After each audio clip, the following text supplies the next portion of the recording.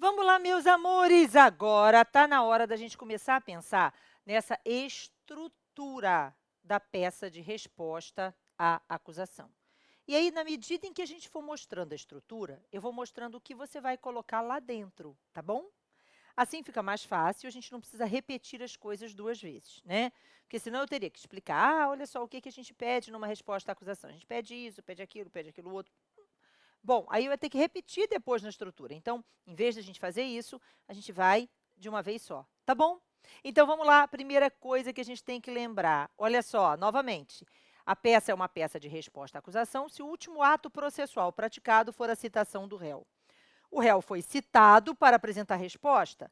E, novamente, o que ele vai suscitar na resposta? Aquilo que está no 396 e no 406. Ele vai arguir preliminares e sustentar todas as teses que forem favoráveis à sua defesa. Mas, lógico, gente, que dentro do limite permitido na resposta. E o limite é aquilo que você pode alcançar com a resposta à acusação. O que você pode alcançar com a resposta à acusação? A absolvição sumária. Então, novamente, o que você tem aqui é denúncia oferecida, denúncia recebida, réu citado para apresentar resposta à acusação dentro do prazo de 10 dias, não é isso?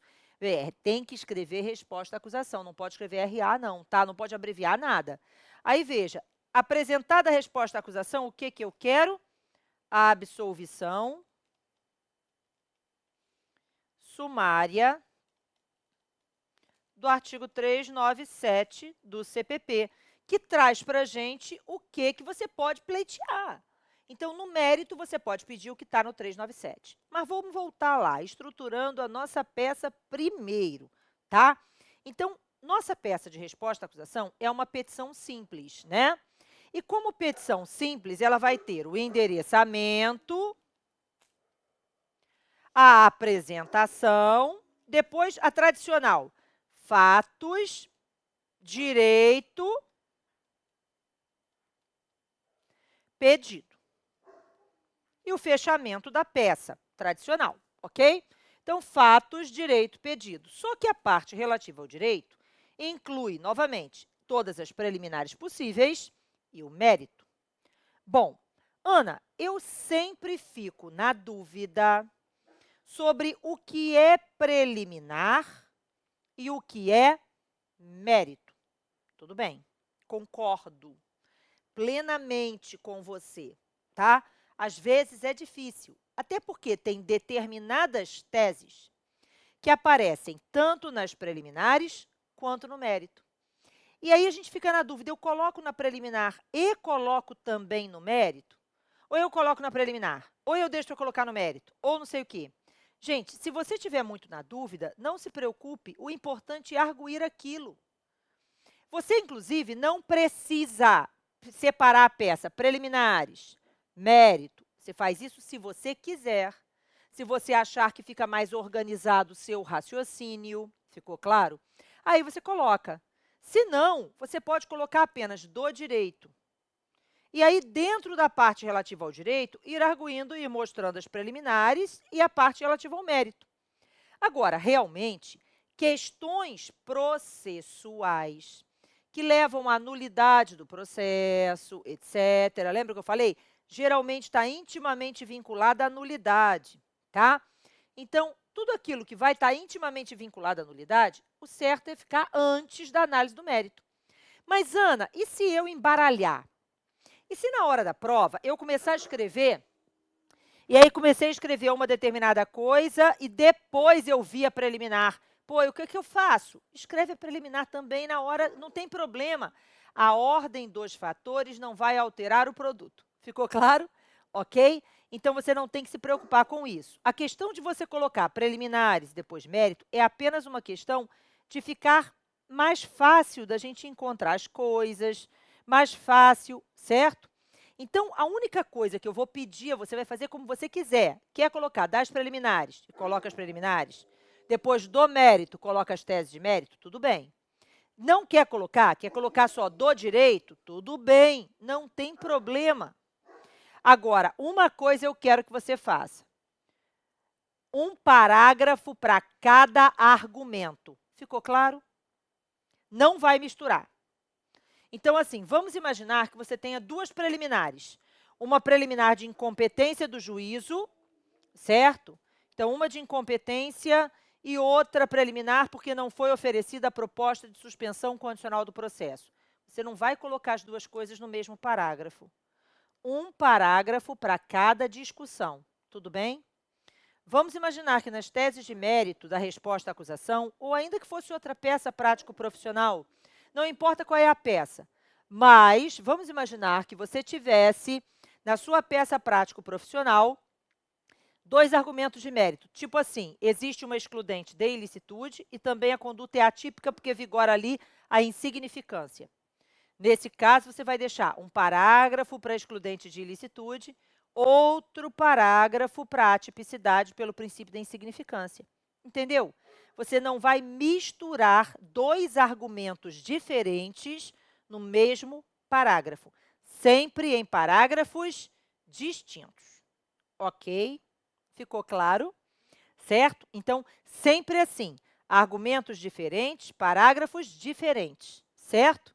Um parágrafo para cada coisa, tá? Pode ser que seja uma peça extremamente simples, com apenas uma tese de mérito. Pode ser uma peça com mais de uma tese de mérito e com uma preliminar. Pode ser uma peça só com preliminar. Pode ser uma peça, entenderam? Pode ser um monte de coisa, pode ser uma peça com um monte de preliminar e mais de uma tese de mérito. Também pode. A gente espera que seja uma peça razoável, digamos assim. Não pode ser uma peça com só uma tese, é ruim para a gente. Por quê? Porque vai ficar muito ponto concentrado numa coisa só. E aí, se você erra aquela coisa, poxa, você tem menos chance. Mas quando você tem uma peça com vários argumentos e uma distribuição dos pontos pequenininha para cada argumento, se você esquecer de alguma coisa, é melhor, né? Que tenha sido pouquinho ponto para cada coisa. Então, você tem que ter atenção a esse detalhe de que pode ser uma peça de tudo quanto é jeito, a gente não sabe, a gente não tem bola de cristal. Ai, como eu gostaria de ter aqui uma bola de cristal e ficar aqui alisando esta bola para esperar que ela me dissesse o que vai cair na sua prova. Mas isso não rola. E se alguém fala para você que acontece isso com ela, é mentira. Tá? Então, essa história de adivinhar a peça, de adivinhar o que vai cair, não existe. O que existe é, lógico, algumas teses são mais prováveis que outras, né? Algumas peças são mais prováveis que outras, mas não existe isso de eu sei a peça, eu sei o que vai cair. Isso não existe. Não vá atrás dessa pessoa, porque ela vai fazer você errar a peça prático-profissional, ok? Então, você tem que estar pronto para o que vier, ok? Vamos lá, voltando. Então, olha só. Então, a nossa estrutura da peça é basicamente essa. E como toda peça prático-profissional, a gente começa por onde, gente? A gente começa pelo endereçamento. Então, como é que eu vou fazer o endereçamento da resposta à acusação? Gente, o endereçamento da nossa resposta à acusação depende do que disser a questão. Então, vamos lá. O enunciado disse que a denúncia, porque nesse exemplo, para ser uma resposta à acusação, a denúncia foi oferecida. Então, foi oferecida uma denúncia ou uma queixa. A denúncia ou queixa foi recebida por um determinado juiz. E esse juiz determinou a citação do acusado. Vamos imaginar que o enunciado da questão diga para a gente que é o juízo da 8ª Vara Criminal da Comarca de Santo Antônio de Pádua, ok? 8ª Vara Criminal da Comarca de Santo Antônio de Pádua. Provavelmente, Santo Antônio de Pádua, se existe essa cidade, nem tem, né, 8 varas criminais. Mas tudo bem, não é capital e tal, mas está tranquilo. Vamos lá. Então, a questão disse que a 8ª Vara Criminal da Comarca de Santo Antônio de Pádua, então, o juízo dessa vara recebeu a denúncia. Então, você vai oferecer, apresentar a sua resposta à acusação ao juízo da 8ª Vara Criminal de Santo Antônio de Pádua. Mas, Ana, eu estou olhando aqui, estou vendo que esse juízo é incompetente, porque essa infração era de menor potencial ofensivo. Ou essa infração é uma violência doméstica familiar contra a mulher, tinha que estar no juizado de violência doméstica familiar contra a mulher. Ah, não, é um crime doloso contra a vida, tinha que estar no tribunal do júri. E não está. Quem recebeu essa denúncia foi o juiz incompetente. Ótimo. Mesmo assim, quem foi o juiz que citou o réu? Não foi o juiz da 8ª Vara Criminal da comarca de Santo Antônio de Pádua? Então, você vai oferecer a denúncia ao juízo da 8ª Vara Criminal da comarca de Santo Antônio de Pádua. Foda-se, pronto. Lógico que se ele é incompetente, você já tem uma preliminar. Vai ter uma preliminar de incompetência do juízo. Mas, Ana, e se ele não for incompetente? Se ele não for incompetente, não vai ter a preliminar. É fácil assim. Ok? Então, pode ser que tenha preliminar, pode ser que não tenha. Pode ser que ele seja incompetente, pode ser que não, né? Então, na verdade, você vai dançar conforme a música, filho. Então, se ali está escrito que quem citou o réu foi o juízo da 8ª Vara Criminal de Santo Antônio de Pádua, então você vai endereçar a peça para a 8ª Vara Criminal de Santo Antônio de Pádua. Ah, mas e se a questão disser que quem recebeu a denúncia foi o juízo da 1ª Vara Criminal do Tribunal do Júri? Então, você vai escrever: excelentíssimo senhor doutor juiz de direito da 1ª Vara Criminal do Tribunal do Júri. Entenderam? Então, você vai sempre usar, gente, o que a questão te diz. Mas, Ana, e se o enunciado da minha questão não trouxer a vara criminal para o juízo que recebeu a denúncia? A questão não diz quem recebeu a denúncia. A questão só diz assim: a denúncia foi recebida e o réu foi citado. Bom, se isso acontece, aí você vai usar aquela regrinha básica geral que a gente já aprendeu e já viu várias vezes, quando a gente falava lá das peças de liberdade. Então, primeira pergunta: o crime é doloso contra a vida? Ah, sim. Então, você vai endereçar para o tribunal do júri, né? E aí vai endereçar: excelentíssimo senhor, doutor, juiz de direito do tal tribunal do júri da comarca tal. Ou, se for júri federal, excelentíssimo senhor, doutor, juiz federal do tal tribunal do júri federal da seção judiciária tal. Ok? A Ana, não é crime doloso contra a vida. Não é? Então, você vai fazer uma segunda pergunta. É violência doméstica e familiar contra a mulher? Porque, se for, você vai endereçar para o excelentíssimo senhor doutor juiz de direito do tal juizado de violência doméstica e familiar contra a mulher da comarca tal. Né? Ah, não é violência doméstica. Não? Então, você vai endereçar, vai fazer a terceira pergunta. É infração de menor potencial ofensivo? Se a resposta é sim, você vai endereçar para o juizado especial criminal da comarca tal. Se for juizado federal, juizado especial criminal federal da seção judiciária tal.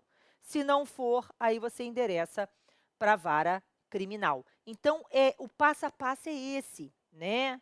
Então, é tranquilo, no seu material tem isso aqui. Então, eu preciso que você tenha atenção, porque o endereçamento, ele está vinculado à competência. Se o enunciado não falou qual foi o juiz que recebeu a peça, então, o enunciado está querendo que você descubra quem é competente e que apresente a resposta ao juízo correto.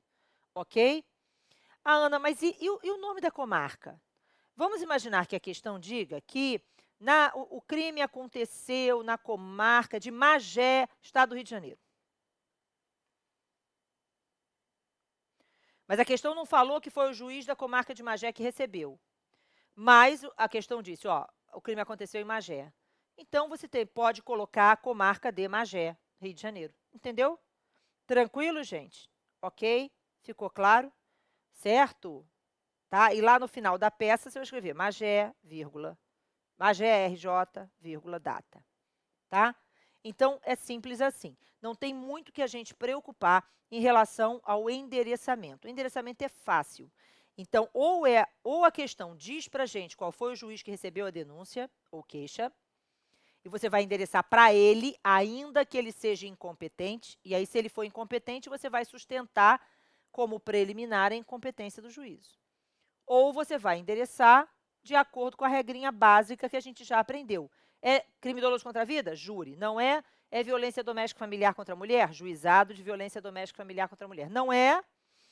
É infração de menor potencial ofensivo? Juizado especial criminal. Não é? Então, é vara criminal. Ponto. Certo? Ana, e as varas especializadas? Já expliquei 500 vezes, não tem vara especializada para a gente. A não ser que a questão diga, a denúncia foi oferecida para a 1ª vara de entorpecente. Aí você vai escrever vara de entorpecente. Mas se a questão não disser drogas, é vara criminal, ok? Tranquilo? Entendido? A gente volta já já.